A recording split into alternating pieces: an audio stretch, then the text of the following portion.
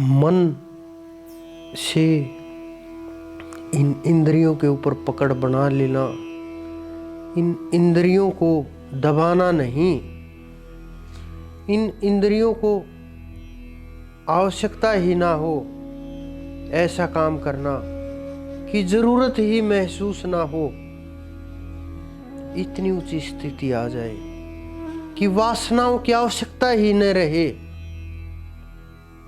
जब आवश्यकता ही नहीं होगी फिर क्या जरूरत रह जाएगी, फिर भोग की वस्तुओं की क्या जरूरत रह जाएगी। भोग भोगते हुए भी नहीं भोगोगे आप, आवश्यकता ही महसूस नहीं होगी। अगर आपको मिठाई खानी है तभी तो आप मिठाई खाओगे, मिठाई के पास जाओगे। अगर मिठाई की मन के अंदर लालसा ही ना हो, चाहे मिठाई का ढेर लगा हो, कितनी ही अच्छी अच्छी मिठाइयाँ क्यों ना हो, जब हमें खानी मन ही नहीं करेगा मिठाई खाने के लिए, तो हमें मिठाई की कहाँ आवश्यकता रहेगी। इसी प्रकार से मन भोगों से दूर हो जाए, ये इंद्रियां इतनी मजबूत हो जाए। मजबूत का अर्थ ये नहीं कि जो हाथ इंद्री है ये प्रैक्टिस कर करके पहलवानों की तरह से लोहा उठा करके और आप इतने मजबूत हाथ कर लो, दंड बैठक लगा लगा करके पूरा शरीर मजबूत कर लो कि हमारी इंद्रियां मजबूत हो गई।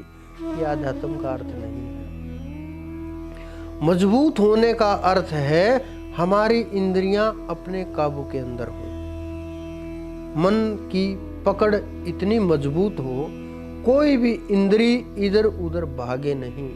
इधर उधर भागने का अर्थ ये नहीं कि हाथ निकल करके भाग लिया, आंखें निकल करके भाग ली, ये नहीं है। यानी ये रसों में न डूब जाएं, और जब रसों में नहीं डूबेंगे तो जीव अपने आप ही अपने उत्थान की ओर चल पड़ेगा, आगे बढ़ने लगेगा। तो ये मन के ऊपर पकड़ हो जाए और जीव अपनी स्थिति में स्थित हो जाए, और इतनी मजबूती से स्थित हो जाए कि ये मन हिलाता रहे तो भी ना हिले। बुद्धि उसके अंदर स्थित हो जाए, मन बुद्धि चित्त अहंकार। जब ये स्थिति मजबूत हो जाएगी, ये अंतःकरण चतुष्टक के ऊपर पकड़ हो जाएगी, तो जीव इतना मजबूत हो जाएगा, इतना ऊपर उठने के लिए लालायित हो जाएगा, इतना प्रयास हो जाएगा कि एक न एक दिन तो उठ ही जाएगा।